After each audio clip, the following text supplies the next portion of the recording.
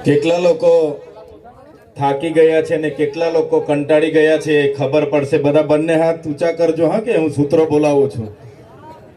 બંને હાથ મુઠ્ઠી વાળીને ઊંચા કરજો. જય જોહાર, જય જોહાર, જય આદિવાસી. ધન્યવાદ. બધા જ વડીલો અને યુવાનોને વિનંતી છે કે જગ્યા લઈ લો એકવાર. વધારે સમય હું નથી લેવાનો, તમે પણ ઘણા ટાઈમથી બેઠા છો, મને પણ ખબર છે. એટલે મેન મુદ્દા છે 8-10, એની ચર્ચા કરીને આપણું વક્તવ્ય પૂર્ણ કરીને આગળની સભા પૂરી કરીશું. બધા જ લોકો જગ્યા લઈ લો જેથી કરીને પાછળના લોકોને દેખાય. આ બાજુ પણ મિત્રોને મારે બે હાથ જોડીને માથું નમાવીને વિનંતી છે, જગ્યા લઈ લો.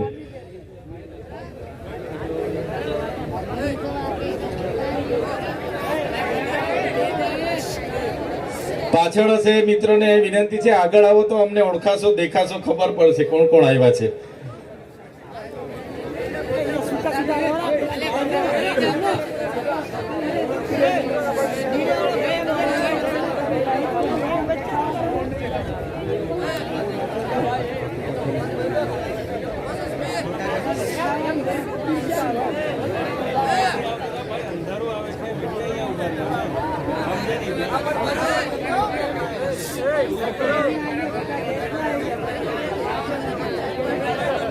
મીડિયા વાળા મિત્રોને રહેવા દેજો. આપણી વાત આખા છોટાઉદેપુર જિલ્લામાં અને ગુજરાતમાં પહોંચાડવા માટે લોકો આવ્યા છે, એમને રહેવા દેજો, એમને ઉતારવા દો. તાળીઓ પાડી લે એમના માટે જોરદાર. લગામી ક્રાંતિકારી ભૂમિ પર સમસ્ત આદિવાસી સમાજના મુખીઓ, સરપંચો, વડીલો, પટેલો, સંતો, મહંતો, ગાદીપતિઓ, મારી માતાઓ, મારી બહેનો, મારા યુવાન મિત્રો અને તમામ આગેવાનોની ઉપસ્થિતિમાં સમસ્ત આદિવાસી સમાજની મહાપંચાયત જ્યારે યોજાઈ છે, ત્યારે આજની આ મહાપંચાયતમાં આપ સૌનું ચૈતર વસાવા, આપ સૌને મારા નમન કરું છું અને મારા જોહાર કરું છું. સૌને મેં વંદન કરું છું. આપણી સાથે આ આયોજનમાં જેમનો મહત્વનો ફાળો રહ્યો છે એવા રાજેશભાઈ રાઠવાજી, સાથે એમના પિતા વીરસિંહભાઈ રાઠવાજી, સાથે અમારી ટીમમાં અહીંયા પધારેલા રાધિકાબેન રાઠવાજી, વિનુભાઈ રાઠવાજી, રંજનભાઈ રાઠવાજી, મુકેશભાઈ બારિયાજી અને મારા સાથી મિત્ર અને હર હંમેશ સમાજની સેવા માટે હર હંમેશ આગળ પડતા, કામમાં રાતે 12 વાગે પણ ઉભા રહેતા ડોક્ટર જયરામભાઈ રાઠવાજી, સાથે રાજેન્દ્રજી, સૌને એકવાર જોરદાર તાળીઓથી વધાવી લો.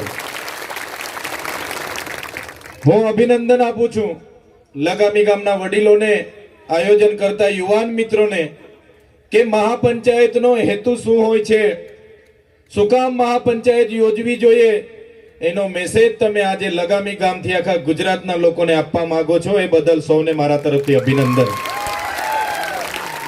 સાથીઓ, આ કોઈ રાજકીય કાર્યક્રમ નથી અને અમે પણ આજે સમાજના ધારાસભ્ય તરીકે તમારી વચ્ચે આવીને ઊભા છે.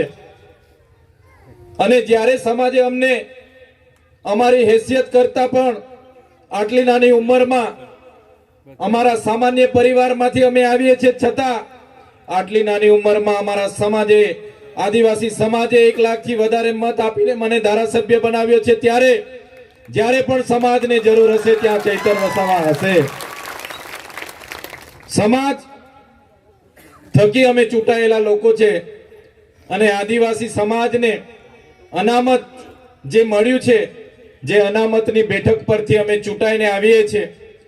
કદાચ કોઈ પાર્ટી મેન્ડેટ અમને આપી દે, પણ આદિવાસી તરીકેનો હું જાતિનો દાખલો નહીં મૂકું તો મારું ફોર્મ રદ થઈ જાય છે, મારું ફોર્મ પાસ થતું નથી. એ આપણી આદિવાસી સમાજની જાતિની તાકાત છે કે આપણા દાખલાથી અમે બધા ચૂંટાઈને આવીએ છીએ. સાથીઓ, તમને વિચાર થતો હશે કે આદિવાસી એટલે કોણ?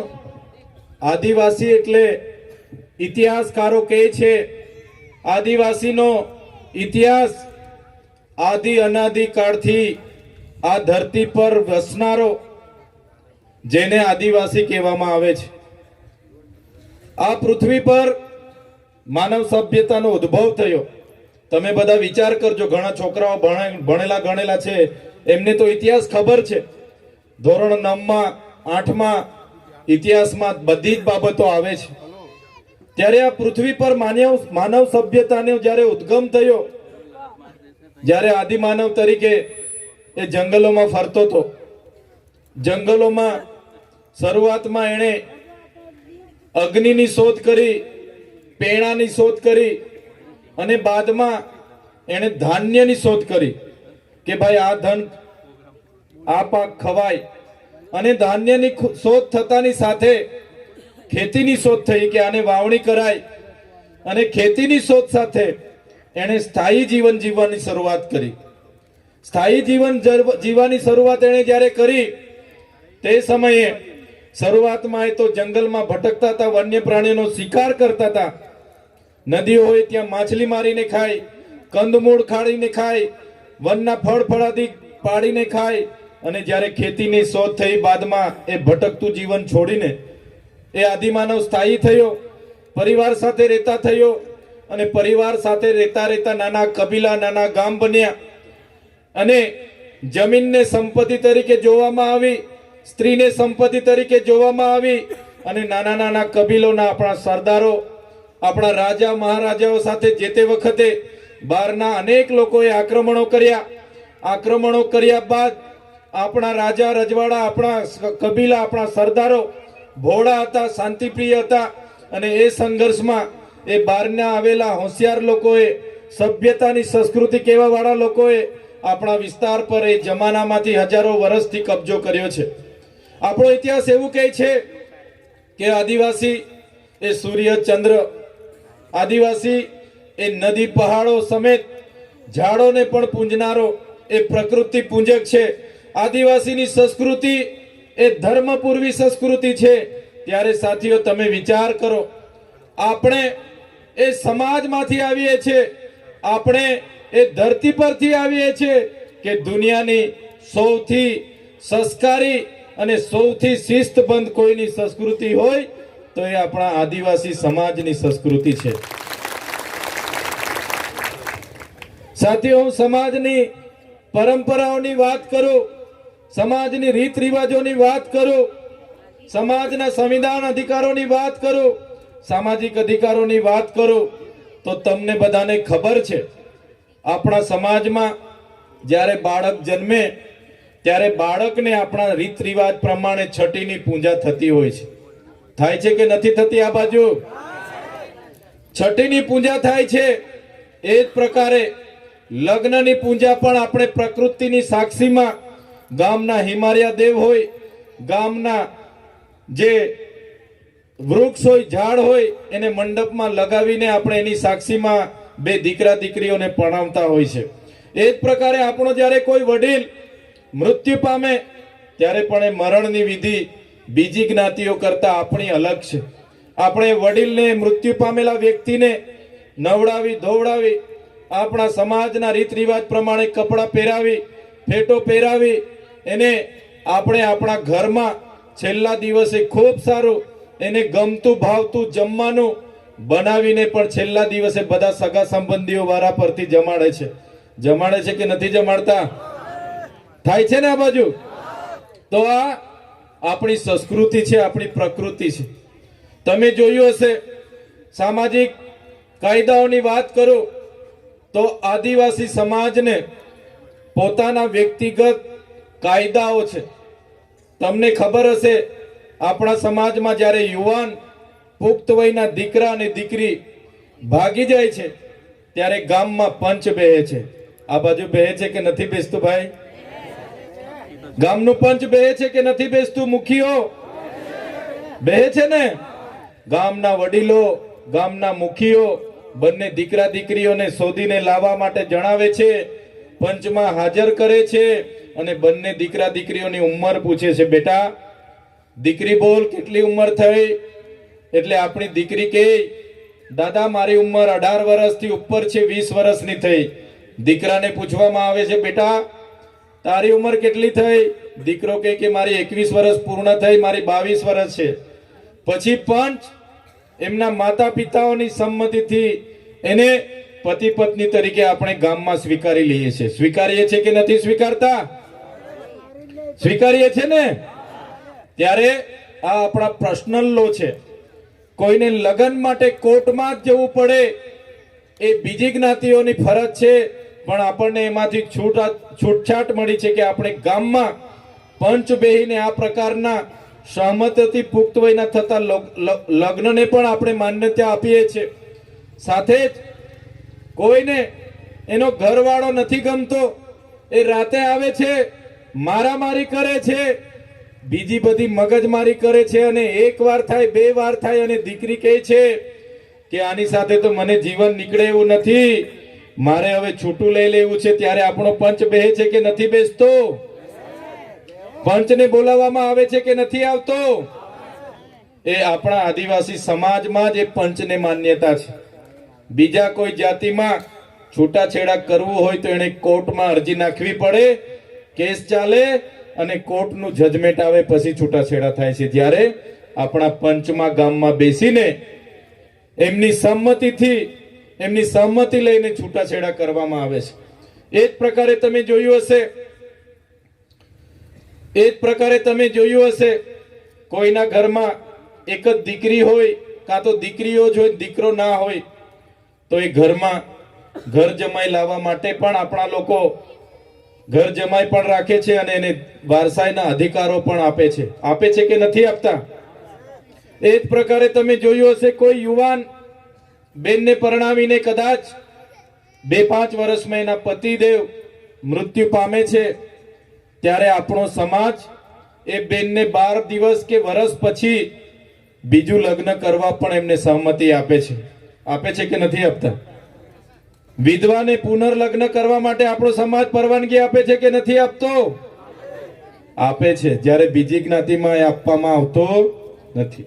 કોઈ વિધુર હોય, જેના પત્ની ના હોય અને એને વિચાર આવે કે જિંદગી લાંબી છે, દુનિયા મોટી છે, મારે બીજા લગ્ન કરવા જેવા છે, બીજા બેનને મારે જીવન સાથી બનાવવાના છે, તો એની પરવાનગી પણ આપણો સમાજ આપે છે કે નથી આપતો? ત્યારે આ બધા લો, આ બધા કાયદા એ માત્ર ને માત્ર કોના છે? આપણા છે, આદિવાસી સમાજ છે. બીજી જ્ઞાતિને એના માટે કોર્ટમાં જવું પડે, રજીસ્ટ્રેશન કરાવવું પડે, કેસ દાખલ કરવો પડે, અને કોર્ટ કે પછી થાય છે. ત્યારે આ આપણો આદિવાસી સમાજ છે. આજે આદિવાસી સમાજમાં આપણે બેટી અને દીકરા અને દીકરી વચ્ચેનો ભેદભાવ આપણે રાખતા. આપણે તો દીકરો જન્મે કે દીકરી જન્મે, આપણે હરખા જ ખુશી મનાવીએ છીએ, એમને આવકારીએ છીએ. એટલે જ આદિવાસી સમાજમાં 1000 પુરુષોની સરખામણીમાં 1000 સ્ત્રીઓની સંખ્યા આપણા સમાજમાં છે. જોરદાર તાળીઓ પાડી લો. સાથીઓ, હું 3 દિવસ 4 દિવસ પહેલા, 1 અઠવાડિયા પહેલા હું સમાચારમાં જોતો હતો, કોઈ મોટા કલાકાર છે, કિંજલબેન દવે, બ્રહ્મ સમાજમાંથી આવે છે. કિંજલબેન દવે કોઈ હર્ષિતભાઈ શાહ કરીને યુવાન સાથે એમણે સગાઈ કરી, તો બ્રહ્મ સમાજે એના આખા પરિવારને સમાજથી બહાર કરી દીધા. ત્યારે મને વિચાર આવ્યો કે આદિવાસી દીકરીઓને, આપણી બહેનોને ગુજરાતના તમામ જ્ઞાતિના લોકો લઈ જાય છે. આપણો કોઈ યુવાન આણંદમાં ભણે, અમદાવાદમાં ભણે, સુરતમાં ભણે, વડોદરામાં ભણે, કોઈ બીજી જ્ઞાતિના બેન સાથે એના લવ થઈ જાય, કે કોઈ બહાર નોકરી કરવા ગયો હોય, એની સાથે નોકરી કરનાર બીજી બેન સાથે એને લવ થઈ જાય, પ્રેમ થઈ જાય, અને જ્યારે એ લગ્ન કરવાની વાત એમના પરિવારમાં મૂકે, તો આપણા દીકરાઓને બીજી જ્ઞાતિની દીકરી આપવામાં આવતી નથી. આ દેશની વાસ્તવિકતા છે, આ ગુજરાતની વાસ્તવિકતા છે. એક બાજુ આદિવાસી સમાજની દીકરીઓને આખા ગુજરાતના તમામ વર્ગો લઈ જાય છે, પરણાવે છે, અને અમારા દીકરાઓ ભણી ગણીને જ્યારે બીજી જ્ઞાતિની દીકરીને સાથે પરણવાની વાત મૂકે છે, ત્યારે અમારી જ્ઞાતિમાં દીકરી આપવામાં આવતી નથી. અમારી સાથે અસમાનતાની ભેદભાવ થાય છે. ત્યારે એ પણ આપણે વિચારવું પડશે, અને આપણા સમાજમાં આપણા બહેનોને, આપણા ભાઈઓને જગાડવું પડશે કે આપણા સમાજમાં આપણી દીકરીઓ પરણશે તો જ આપણા અધિકારો એમને મળશે. એ જાતિના દાખલા પર એને રાજકીય અને શૈક્ષણિક અનામત મળશે. એમના દીકરા દીકરીઓને પણ ત્યારે જ 73 એની જમીનો મળશે, ત્યારે જ એમના પિતાની વારસાઈની જમીનો મળશે.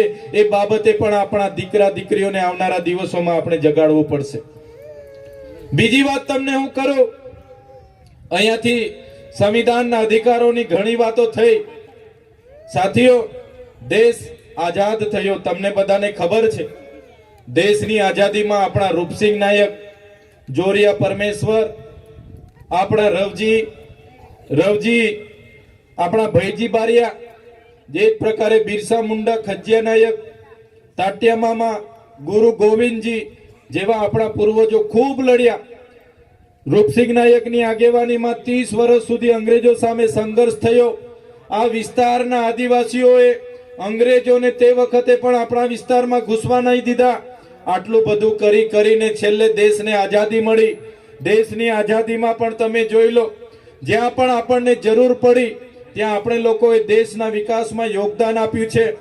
તમે દેશ આઝાદ થયો, દેશનું બંધારણ બન્યું, દેશ બંધારણથી ચાલતો થયો, લોકશાહી બની, પણ આજે પણ આદિવાસીઓ માટે બનેલા કાયદાની અમલવારી આપણા વિસ્તારમાં થઈ નથી.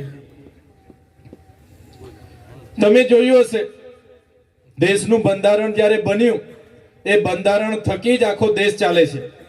પણ આદિવાસીઓ માટે અનુસૂચિ 5, જે પ્રકારે અનુસૂચિ 6 ઓરિસ્સા, મિઝોરમ, મેઘાલય અને ત્રિપુરામાં લાગુ છે, ત્યાં કોઈ પણ વડાપ્રધાનને, રાષ્ટ્રપતિને, મુખ્યમંત્રીને કે મંત્રીને કે કોઈ પણ પ્રોજેક્ટને ત્યાં લાવવા માટે કે કોઈ પણ મંત્રી તંત્રીનો પ્રોગ્રામ કરવા માટે સૌપ્રથમ ગ્રામ સભાની પરવાનગી લેવી પડે છે, પછી જ ત્યાં પ્રોજેક્ટ થાય છે. આપણે ત્યાં એવું થાય છે? આપણે તો પહેલા પ્રોજેક્ટ મંજૂર થાય છે, પછી પ્રોજેક્ટ આવે ત્યારે પોલીસ આવે છે, અને આપણા જમીનો જ્યારે લેવા માટેની વાત થાય છે ત્યારે આપણને ખબર પડે છે કે આપણે ત્યાં પ્રોજેક્ટ આવે છે. સાચી વાત છે કે ખોટી વાત છે? બંધારણમાં સ્પષ્ટ જોગવાઈ છે. 244 કલમ એવું કહે છે કે આદિવાસી વિસ્તાર એ ગુજરાતનો અંબાજીથી ઉમરગાંવ અનુસૂચિ 5 માં આવે છે. એમાં અનુસૂચિ 5 માં પૈસા એક્ટ પણ લાગુ છે. 1996 માં પૈસા એક્ટ લાગુ થયો. એમાં આગળ ડોક્ટર સાહેબે કીધું એમ લોકસભાના વિધાનસભા સબસે ઊંચી ગ્રામ સભા, જે આજે આપણે મળ્યા છે ને ગ્રામ સભા, એ ગ્રામ સભા સબસે ઊંચી, એકવાર ગ્રામ સભા નક્કી કરે તે જ ગામમાં આવવું જોઈએ, તે જ ગામમાં થવું જોઈએ, તે જ પ્રોજેક્ટ મંજૂર હોવો જોઈએ. એ પૈસા એક્ટમાં જોગવાઈ હોવા છતાં આજે પણ ગુજરાતમાં લાગુ પડવામાં નથી આવ્યો, જેના કારણે આપણા આદિવાસીઓની જમીનો આજે છીનવાઈ રહેલી છે. આજે ડેમના નામે છીનવાય છે, રોડના નામે, કોરિડોરના નામે છીનવાય છે. આજે અહીંયા હાઇડ્રો પાવરના નામે જમીનો છીનવાઈ ગઈ, આંબા ડુંગરમાં યુરેનિયમના પ્રોજેક્ટના નામે છીનવાય છે. ત્યારે મારા સાથીઓને વિનંતી કરું છું, આપણે બધાએ જાગવું પડશે. બંધારણમાં મળેલા અધિકારોને લાગુ કરવા માટે સરકાર સામે ઉતરવું પડશે અને સરકારને પૂછી લેવું પડશે કે તમે આ બંધારણમાં અમને મળેલા અધિકારો લાગુ કરવા માંગો છો કે નહીં.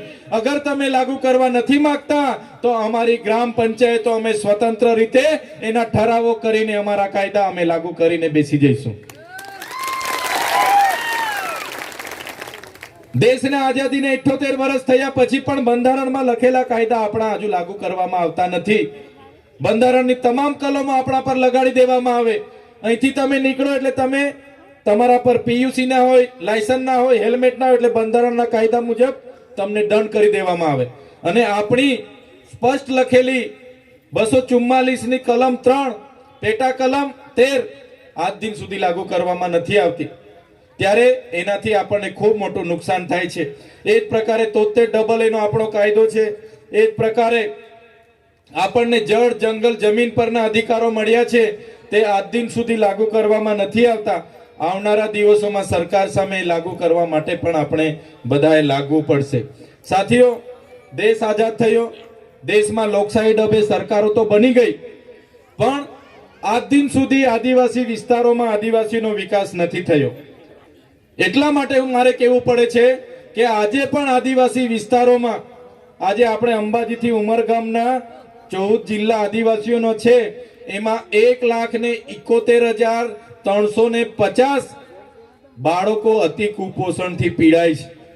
આપણા બાળકોમાં આંગણવાડી માટે સરકાર પર ગ્રાન્ટ નથી, બાળકોને પૌષ્ટિક પૂરક સારો ખોરાક મળે એના માટે ગ્રાન્ટ નથી, બાળકોને સારી શાળા મળે એના માટે ગ્રાન્ટ નથી, બાળકોને સારા શિક્ષકો મળે એના માટે ગ્રાન્ટ નથી. એક બાજુ શહેરોમાં દિવસે ને દિવસે વિકાસ થાય છે અને એક બાજુ આદિવાસીઓને દિવસે ને દિવસે વિકાસથી વંચિત રાખવામાં આવે છે. કેમ કે અમારા જેવા જે નેતાઓ ચૂંટાઈને જાય છે એ સમાજના વફાદાર નથી રહેતા, એ પાર્ટીના વફાદાર રહે છે. એટલે જેટલા પણ નેતાઓ પાર્ટીના વફાદાર બનીને આપણને મત બેંક તરીકે ઉપયોગ કર્યો છે એ નેતાઓના ભોગે આજે સમાજ આપણો દુખી છે. આવનારા દિવસોમાં એવા નેતાઓને પણ તમારે ઓળખી લેવા પડશે અને એવા નેતાઓને તમારે આપણા સમાજમાંથી જાકારો આપવો પડશે. સાથીઓ, આ વિસ્તારમાં જે સરકારી કાર્યક્રમો થાય છે, આ વિસ્તારના જે ભવનો બન્યા છે એ તમામ ભવનોમાં આદિવાસી સમાજનું પરસેવો અને ખૂન છે.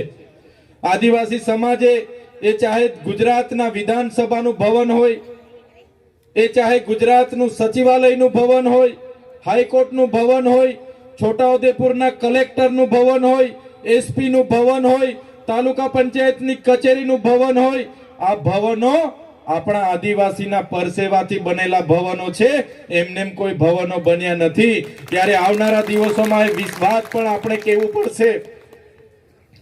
આદિવાસીનો જે પ્રકારે ઉપયોગ આ વિકાસમાં થયો છે એની સામે આદિવાસીનો વિકાસ નથી થયો, ત્યારે એના માટે જાગવું પડશે.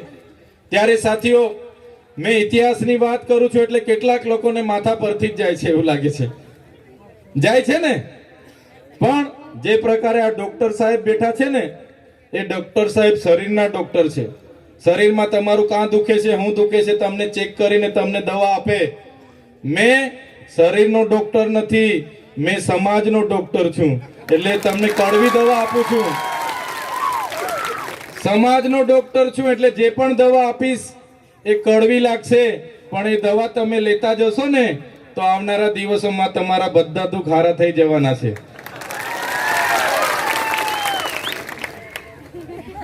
આજે ડીજે ની વાત કરી, ચાલો અહીંયા બધા યુવાનો છે, બોલો બધા આ બાજુ. અહીંયા ડીજે આવ્યા હોય તો આપણા યુવાનો 10 વાગ્યાથી નાચે, આપણી બહેનો 10 વાગ્યાથી નાચે, 4 વાગે પેલો ડીજે વાળો બંધ થાય ને એટલે ડીજે વાળાને ધમકાવે, હોય ચાલુ કર, અમારે નાચવાનું છે. થાય છે કે નથી થતું? 10 વાગેથી નાચે છે, કૂદે છે, જોર જોર કૂદે કૂદે કૂદે. 4 વાગે પેલો ભાઈ થાકેલો હોય બંધ કરીને ઊંઘવા જાય ને કે એ ચાલુ કર, નાચવાનું છે અમારે, હજુ પણ અમને થાક નથી લાગી. આટલી તાકાત આ કુદરતે આપણને આપેલી છે. કોઈ આટલું નાચે? 10 વાગ્યાથી 4 વાગ્યા સુધીથી બજાર વાળા નાચે? એમની નાચવાની તાકાત છે? આપણા વાળા પર જ તાકાત છે ભાઈ. 10 વાગ્યાથી 4 વાગ્યા સુધી નાચવા કૂદવાની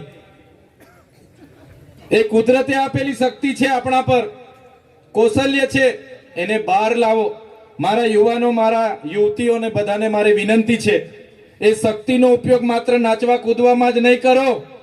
એ શક્તિનો ઉપયોગ માત્ર નાચવા કૂદવામાં નહીં કરો, એ શક્તિનો ઉપયોગ તમારા ભણવામાં બી કરો, તમારા કેરિયર બનાવવામાં બી કરો. તે જ દિવસે આપણો સમાજ આગળ આવવાનો છે. નહીં તો નાચવા કૂદવામાં બધી શક્તિ પૂરી કરી દેશો ને આપણો સમાજ આગળ આવવાનો નથી.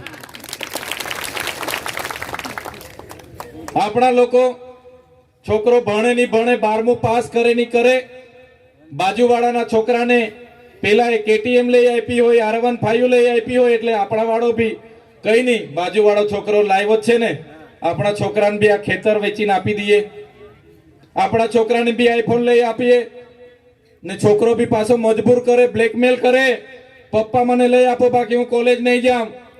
મારી હાથેના બધા છોકરાઓ પર આઈફોન છે, મને બી આઈફોન જોઈએ. થાય છે કે નથી થતું?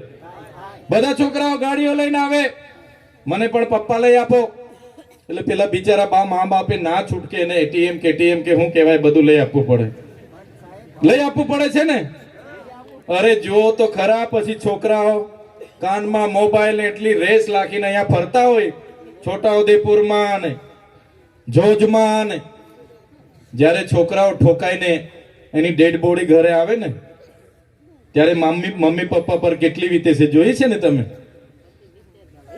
એટલે છોકરાઓ બધું જ માગશે. પેલા છોકરાઓને આપણા વડીલોએ સૂચના આપો કે ભાઈ પેલા ભણો, તમારું કેરિયર બનાવો, પછી તમારે જે જોઈએ તે બંગલો જોઈએ, ગાડી જોઈએ, લગ્ન જોઈએ, બધું જ અમે કરાવી આપીશું. સાચી વાત છે કે ખોટી વાત છે? મારી વાત માનશો ને બધા? આપણા છોકરાઓ છે, આપણા છોકરાઓ તમને બ્લેકમેલ કરે છે, બીવડાવે છે, આમ કરી દઈશ, તેમ કરી દઈશ, ફલાણું કરી દઈશ, ઢીકણું કરી દઈશ, એટલે 2 એકર ખેતર મૂકીને બી તમે લઈને આપી દેવ છો બાઈક 2.5 લાખનું 2 લાખનું. પછી જયારે ઠોકાય ને એક ને એક છોકરો જતો રહે છે તો કેટલું દુઃખ થાય છે કે નથી થતું? એટલે છોકરાઓને પણ મારે વિનંતી છે, ભાઈ જેટલા પણ યુવાન યુવતીઓ મને સાંભળો છો, બધાને આ મહાપંચાયતમાં આજે જે પણ કેમ છું એ સાંભળીને જજો. વડીલોને પણ કેમ છું અને યુવાન યુવતીઓને પણ કેમ છું. યુવાન અને યુવતીઓ પહેલા તમારું કેરિયર બનાવો, તમારું ભવિષ્ય બનાવો. તમારે હજુ ખૂબ લાંબુ જીવવાનું છે, આવનારું ભવિષ્ય બનાવવાનું છે. આપણા વડવાઓ જીવીને જતા રહ્યા, રાજી ખુશી ખાઈ પીને જતા રહ્યા ધરતી પર, પણ તમારે હજુ લાંબુ જીવવાનું છે. મમ્મી પપ્પા પર નિર્ભર ના રહો, મમ્મી પપ્પાને બ્લેકમેલ ના કરો અને વ્યસન ફેશન થી તો દૂર જ રહો. આજ મારે તમને વિનંતી છે, મારા વડીલોને પણ વિનંતી છે. કોઈ છોકરા છોકરીઓને તમે ભણાવો, એને મજૂરી ના લઈ જાઓ. શું કામ છે એને મજૂરી લઈ જઈને શું કરવાના? એ લોકો તમારા જેવા મજૂર બનાવવા માંગો છો? એ દીકરા દીકરી જ્યાં સુધી ભણવાના હોય ત્યાં સુધી ભણાવો. જોઈએ તો 2 રોટલી ઓછી ખાવાની છે આપણે, પણ આપણા દીકરા દીકરીઓને જેટલું ભણે એટલું આપણે ભણાવવાનું છે. શિક્ષણ સિવાય ઉદ્ધાર નથી. આજે આપણો સમાજ બીજા સમાજની હરોળમાં નથી, બહુ પાછળ છે. આજે આપણે કહીએ છીએ કે આપણા દીકરા દીકરીઓ કેમ નથી, પણ એમાં આપણે બધાએ ધ્યાન આપવું પડશે, ભણાવવું પડશે, ગણાવવું પડશે, કડક ભાષામાં એને કહેવું પડશે. એ વાત આ મંચ પરથી હું કહેવા માટે જ આવ્યો છું. સાથે સાથે આ મંચ પરથી મારું બીજું પણ સૂચન છે. મારી જેટલી પણ બહેનો બેઠી છે, આપણી દીકરીઓને કહી દેવાનું, પુખ્ત વયના થયા પછી જ લગ્ન કરે. આપણા યુવાનોને પણ કહી દેવાનું, 21 વર્ષ પછી જ લગ્ન કરવાનું. નાની વયે ગામડાઓમાં છાનામાના લગ્ન કરી લે છે, બાળકોને જન્મ આપી દે છે, અને બાળકોનો જન્મ થાય એટલે બાળક એ વજનમાં પણ ઓછું હોય, ઊંચાઈમાં પણ ઓછું હોય અને કુપોષણનો શિકાર બને છે. સાચી વાત છે કે ખોટી વાત છે? ભાઈ મેં ખોટું બોલું છું કે સાચું બોલું છું?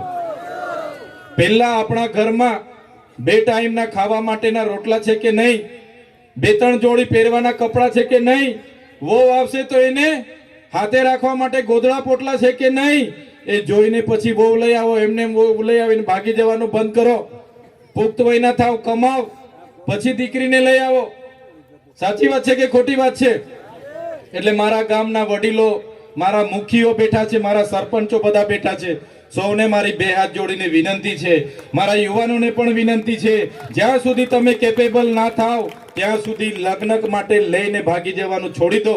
ગામના લોકો તમને, તમારા માતા પિતા અને દીકરીના મમ્મી પપ્પા પણ તમને રાજી ખુશીથી લગ્ન કરાવવા તૈયાર થશે, જો તમે મહિનામાં 2 પૈસા કમાતા હશો, તમારું ઘરબાર ચલાવવાના સક્ષમ હશો, તો દીકરા દીકરી પણ, એમના માતા પિતા પણ તમને પરણાવવા માટેની પરવાનગી આપશે. આજે ગુજરાતમાં 3,21,000 બાળકો કુપોષણથી પીડાય છે. એમાં સૌથી વધારે બાળકો કુપોષણથી પીડાતા હોય તો આપણા વિસ્તારમાં છે. આપણા 5 જિલ્લા દાહોદ, પંચમહાલ, છોટાઉદેપુર, નર્મદા અને ડાંગ એ ભારતના સૌથી વધારે કુપોષણ પીડાતા 10 જિલ્લાઓમાં આપણા 5 જિલ્લા આવે છે. ત્યારે એના માટે પણ આપણે જાગૃતતા લાવવી પડશે.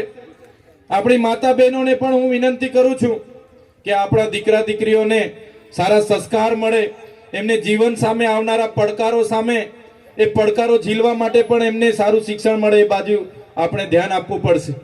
આપણા દીકરાઓ અને દીકરીઓ ભણવા જાય છે, છાત્રાલયમાં શું કરે છે, કોની સાથે રહે છે, ક્યાં રહે છે, ભણે છે કે નથી ભણતા, એની તકેદારી પણ આપણે બધાએ લેવી પડશે. લેવી પડશે કે નહીં લેવી પડશે? લેવી પડશે ને. ત્યારે સમાજમાં ઘણા કુરિવાજો છે, ઘણા કુટેવો છે, ત્યારે અંધશ્રદ્ધાઓ છે, બધા જ બાબતે પણ આપણે ધ્યાન રાખવું પડશે.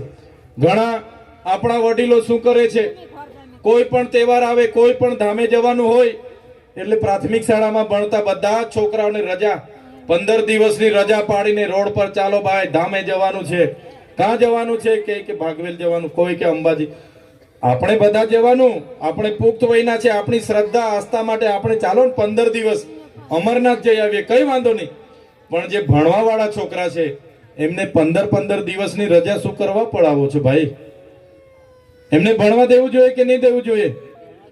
આપણે તો પ્રાથમિક શાળામાં હવે એમને પણ બધાને ચાલો ભાઈ જવાનું છે, જવાનું છે, જવાનું, તો એમને ભણવા દો.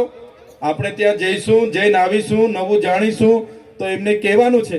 પણ આ બાબતે પણ આપણા લોકોએ પૂરેપૂરી ધ્યાન રાખવાનું છે. સાથે સાથે જંગલ જમીનની આગળ વાત થઈ. આ બાજુ બધા ધ્યાન આપજો ભાઈ, કેટલા લોકો જંગલ જમીન ખેડે છે?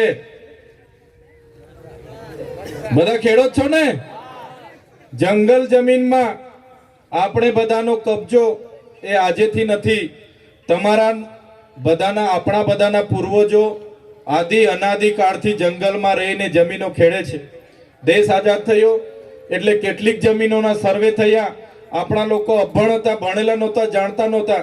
એમણે કઈ જમીન ખેડે છે એટલે આટલું બતાવી દીધું કે આટલું હું ખેડું છું, એટલે બીજી જમીન બધા અનામત જંગલોમાં જતી રહી, શ્રી સરકારમાં જતી રહી, સરકારી ખરાબોમાં થઈ ગઈ, સરકારી પડતરમાં થઈ ગઈ. અને આજે એ જમીનો પર આપણો કબજો હોવા છતાં કટિયામાં આપણા નામ નીકળતા નથી. આપણે જમીન ખેડતા હોવા છતાં આપણને સનદ મળતી નથી. તો જંગલ ખાતાની જમીનો માટે 19 પ્રથમ જંગલ સંરક્ષણનો ધારો 1862 માં બન્યો. જંગલ ખાતું 1927 માં બન્યું. અને એ જંગલની જમીન આદિવાસીને આપવા માટે 1980 માં વન અધિકાર અધિનિયમ બન્યો. અને ફરી 2006 માં વન અધિકાર અધિનિયમ બન્યો. અને એમાં એવી જોગવાઈ કરવામાં આવી છે કે આદિવાસી જે પણ જંગલ વન વિસ્તારમાં રહે છે અને એનો જંગલ જમીન પર કબજો છે, જંગલની જમીન એ ખેડી ખાય છે, ત્યારે એ જમીન એ આદિવાસી પરિવારને આપવાની જોગવાઈ 2006 ના કાયદામાં છે. ત્યારે આજે આપણા બધામાં એકતા ન હોવાના કારણે જંગલ ખાતાના લોકો આવીને તમને પણ હેરાન કરે છે. તમારા જે પેન્ડિંગ દાવાઓ છે એ પણ મંજૂર કરવામાં આવતા નથી. ત્યારે આવનારા દિવસોમાં આ મહાપંચાયત થકી આપ સૌને હું કહેવા માંગુ છું, જ્યારે DCF ને રજૂઆત કરવા જવા પડશે, આપણા પ્રાયોજનાને રજૂઆત કરવા જવું પડશે, કે છોટાઉદેપુરને કલેક્ટરને રજૂઆત કરવા જવું પડશે, તો આપણે બધા જંગલ જમીનના આપણી સનતો બાકી છે આપણને મળે, એની માટે આવનારા દિવસોમાં બધાએ છોટાઉદેપુર ખાતે અમે આહવાન કરીશું. રાજેશભાઈ તમને સૂચના આપશે, એ દિવસે બધાએ ત્યાં પહોંચવાનું છે. કેમ કે જ્યાં સુધી આપણને સનતો નહીં મળશે ને, આ લોકોએ સર્વે ચાલુ કરાવી દીધા છે. આવ્યા હતા ને સર્વે વાળા, સર્વે ચાલુ કરાવી દીધા કે આદિવાસીઓનો કબજો કેટલો છે એટલા જ આપવાના, હવે સનતો નહીં આપવાની. અને બહારના લોકોને આપણી જમીનો પર એમની નજરો છે. ત્યારે આપણે સનતોની માંગણી માટે આવનારા દિવસોમાં બહાર નીકળવું પડશે. અને જે જંગલ ખાતાવાળા આપણા લોકોને હેરાન કરે છે, એ જંગલ ખાતાવાળાને પણ આ મંચ પરથી કહેવા માંગુ છું, અમારા આદિવાસીઓ એ આ જંગલ હાંચવેલા છે. તમારું જંગલ ખાતું તો હમણાં આવ્યું છે, એટલે આ જંગલ અને આદિવાસીઓ તો હજારો વર્ષથી અહીંયા છે. અમારા આદિવાસીઓને જો જંગલ ખાતા હેરાન કરવાની વાત કરતા હશે તો આવનારા દિવસોમાં અમે રોડ પર ઉતરવાના છે. તે દિવસે અહીંયા જંગલ ખાતાવાળા પણ નજરે નહીં પડશે. જંગલ ખાતાવાળા ઓફિસો બેસીને કૌભાંડો કરવામાં લાગેલા છે. આ જંગલો સાચવવામાં એમને રસ નથી. આ સામે મોવડા દેખાય છે એ આપણા કલ્પસૃ વૃક્ષ કહેવાય. આ મોવડાને કલ્પ વૃક્ષ કહેવાય આપણા આદિવાસી સમાજનો. ત્યારે આ મોવડા હોય, જંગલ હોય, આપણે બધાએ સાચવેલું છે. વધારે લાંબુ વાત હું નથી કરતો, પણ આજની આ મહાપંચાયતમાં ઘણા લોકોએ ઘણી વાતો મૂકી છે. મારા આદિવાસી વડીલો, યુવાનો, માતા બહેનોને મારી નમ્ર અરજ છે, આપણા સમાજને કઈ દિશા આપવાની, આપણા યુવાનોને કઈ દિશા આપવાની, આપણા સમાજમાં શિક્ષણનું સ્તર કઈ રીતના ઊંચું આવે, વ્યસનો કુટેવો કઈ રીતના દૂર થાય, એ બાબતની આજની આ મહાપંચાયતમાં આપ સૌ ઉપસ્થિત રહ્યા છો. અને જે કંઈ અહીંથી ભાષણો થયેલા છે, જે કંઈ અહીંથી સૂચનો તમને મળ્યા છે, એ તમામ સૂચનો પણ અમલવારી બધા પોતાના ઘરે જઈને કરજો એવી બધાને બે હાથ જોડીને વિનંતી છે. આજના કાર્યક્રમમાં અમને આમંત્રિત કર્યા, અમારું સ્વાગત કર્યું, અમારું સન્માન કર્યું અને આપ શ્રીઓએ અમને જ્યારે સાંભળ્યા છો એ બદલ પણ બધાનો હું ખૂબ ખૂબ આભાર માનું છું. સાથે સાથે સાથીઓ, આપણા 72 આદિવાસી વિસ્તારના 72 તાલુકાઓ છે. હવે આ સરકાર 72 તાલુકાઓમાં મધ્ય ભોજનમાં જે બપોરે આપણા બાળકોને ગરમ ગરમ જમવાનું મળે છે એની જગ્યાએ છોટાઉદેપુરમાં એક જ જગ્યાએ સેન્ટ્રલાઇઝ રસોડું એમના ભાજપના એક NGO ને ટેન્ડર એમણે આપી દીધું છે. એમણે કીધું કે હવે મધ્યાહન ભોજનનું જમવાનું બંધ, હવે અમે છોટાઉદેપુરથી દરેક ગામમાં દૂધ સંજીવનીની થેલીઓ આવે છે એ રીતના અમે જમવાનું પહોંચાડીશું. ત્યારે એક એમના ઉદ્યોગપતિને, એક NGO ને લાભ કરાવવા માટે આ 72 તાલુકાના તમામ પ્રાથમિક શાળાના હજારો બાળકો સાથે જે આ લોકો ખિલવાડ કરવાના છે, આપણા મધ્યાહન ભોજન ચલાવનારા MDM ના સંચાલક અને રસોઈ બનાવનારી જે બહેનો હોય કે ભાઈઓ હોય એમની રોજીરોટી છીનવવાની વાત છે. ત્યારે આપણું મધ્યાહન ભોજન જે ચાલે છે એ જ ચાલે, એમાં એનું ફૂડબેલ ઉમેરીને એને સુધારા વધારા કરવામાં આવે એ બાબતની રજૂઆત કરવા જો આવનારા દિવસોમાં આપણે જવાની આહવાન થશે તો હું પણ આવીશ અને તમારે પણ બધાએ ઉપસ્થિત થવાનું છે. આપણા બાળકોના મધ્યાહન ભોજનના ભોજન માટે પણ આપણે લડવું પડશે. સાથે સાથે અરવલ્લી પહાડોને 100 મીટરથી ઊંચા પહાડોને જ પહાડી ગણવાના અને બીજાને ના ગણવાના, ત્યાં માઇનિંગની પરવાનગી આપવાની જેવો કાયદો લાવ્યા છે. ત્યારે આપણા વિસ્તારોમાં પણ પહાડોને બચાવવા, જંગલોને બચાવવા આવનારા દિવસોમાં આપણે આદિવાસી સમાજે જ બહાર આવવું પડશે એવી વાત સાથે આપણે સૌ સંવિધાનમાં માનનારા છે, સમાજમાં માનનારા છે, પણ જ્યારે જ્યારે આદિવાસી સમાજ પર સરકાર અત્યાચાર કરે, આપણી જમીનો લેવાની વાત કરે, ત્યારે આદિવાસી સમાજે જ્યારે આહવાન થાય પોતાના વાજિત્રોની સાથે સાથે પોતાના ઓજારો સાથે પણ રોડ પર ઉતરવાની તૈયારી રાખજો. એ જ વાત સાથે આજે સૌએ અમને સાંભળ્યા અને અમને સહકાર આપ્યો છે એ બદલ બધાનો હું ખૂબ ખૂબ આભાર માનીને વિનમું છું. ધન્યવાદ. જય આદિવાસી, જય જોહાર, જય ભારત. છોટાઉદેપુર સહિત રાજ્ય, દેશ અને દુનિયાના સમાચાર જોવા માટે સબસ્ક્રાઇબ કરો તીર સમાચાર અને બેલ આઇકોન જરૂર દબાવો.